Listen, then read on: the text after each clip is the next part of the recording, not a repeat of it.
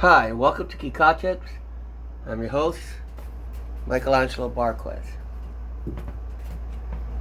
And today's lesson, I'm going to answer a question that I've been getting a lot of emails on. The question is, what is a capo and how does one use a capo? Well, first of all, this is a capo. Now, as you can see, this capo has a locking mechanism on the bottom so it can hold on to my fretboard even tighter than maybe my fingers. But the essential role of a capo is you put it over a particular fret you want, say the first fret, and now your strings are no longer E, A, D, G, B, E, but it is now F, B flat, E flat, A flat, C, and F. And say you want to move the capo higher. If you move the capo higher, you're essentially moving your first fret higher on your guitar neck. So if you don't want to capo the first fret, and say maybe capo the third fret, then your capo is now, or your first fret is now G, C, F, B flat, D, and then G.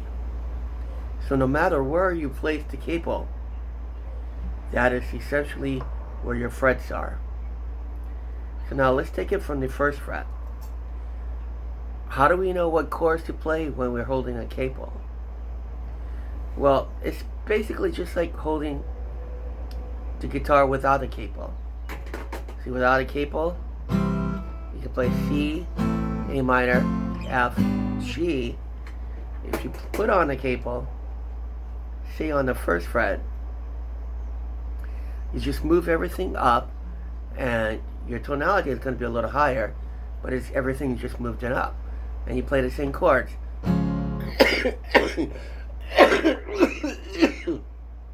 Excuse me. C, A minor, F, G. Although that wouldn't technically be C, it would probably be maybe C sharp, and then this wouldn't be A minor, it would be a B flat minor, and this wouldn't be F, this would be an F sharp, and this would be a G sharp. But again, just like how you can move the capo up, wherever you move the capo up, your fretboard moves along with it, and thus you can take normal everyday language such as C, A minor, F, and G, and instead of calling it, if I'm moving on the third fret, maybe D sharp, C minor, G sharp, A sharp, instead of calling it that, I can just still call it C, A minor, F, and G. Now, okay, let's say we're on the second fret. And, well, even though we're on the second fret, it's still the same thing. Now, I'm going to play the Lenny Kravitz song, Fly Away. Because technically, without the capo, it would be A, C, G, and D. And I'm going to play it here.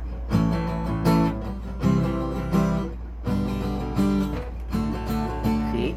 A, C, G, D. But now I'm going to be playing it with the capo on my second fret.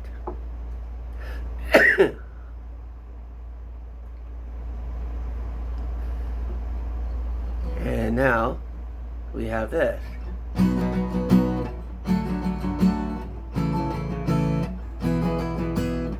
So this is no longer A, but this would be a B because you're a capo. This will no longer be a C, but because of the capo, this would be a D. And this will no longer be a G, but this would be your A. And then this will no longer be a D, but D would be back here, so D, D sharp, D, and this would be an E.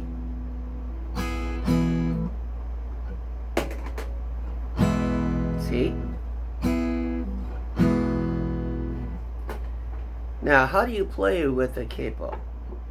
Well, it's exactly as I'm playing it. You can choose any type of progression, whether it be rock, folk,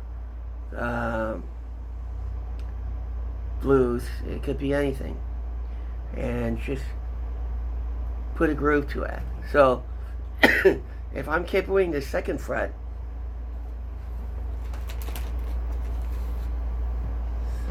okay,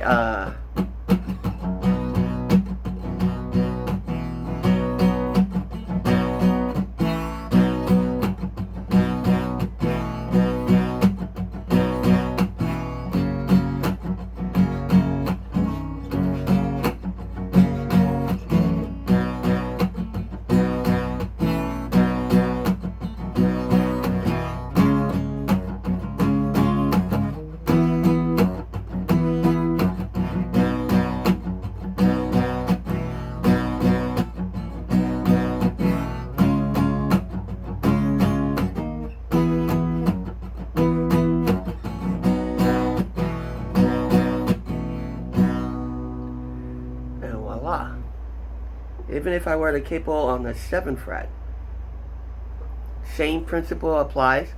It's just your 7th fret would be your neck or your open strings, and you could easily do something like this.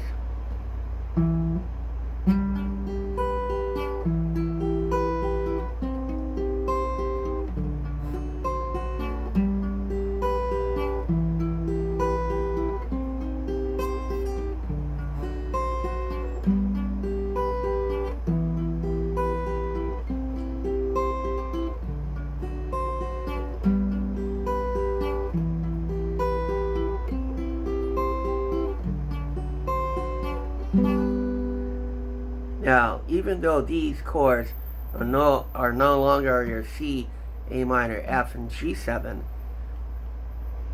by principle of my knowledge of the fretboard, they can easily be, even though this would be your G chord. And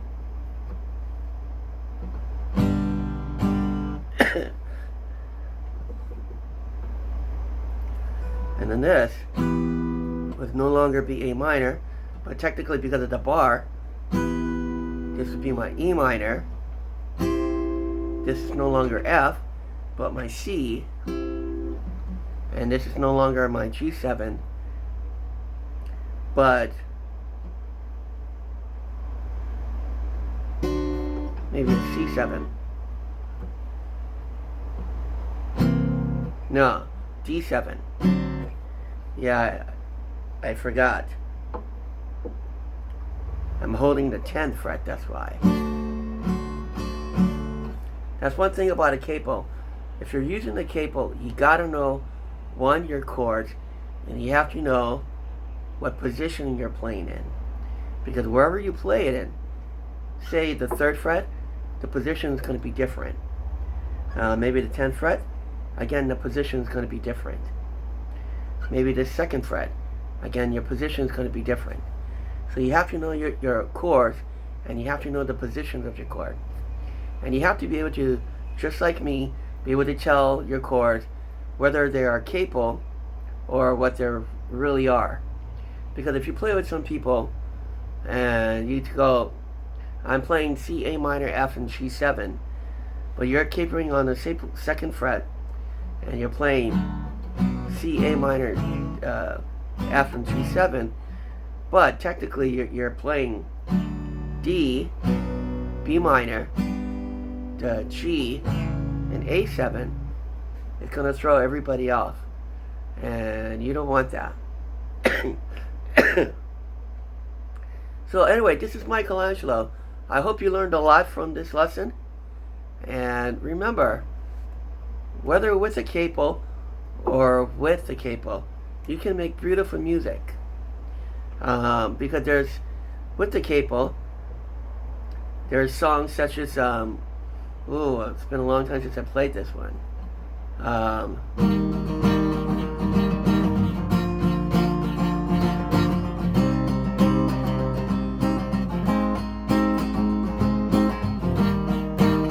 I forgot the name of this song.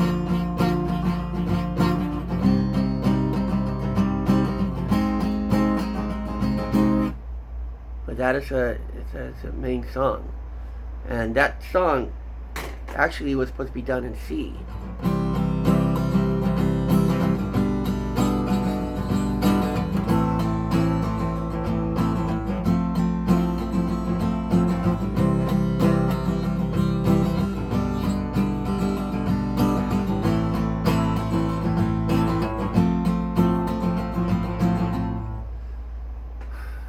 Oh, you can do anything with a capo. I don't normally play with a capo because it's not my thing.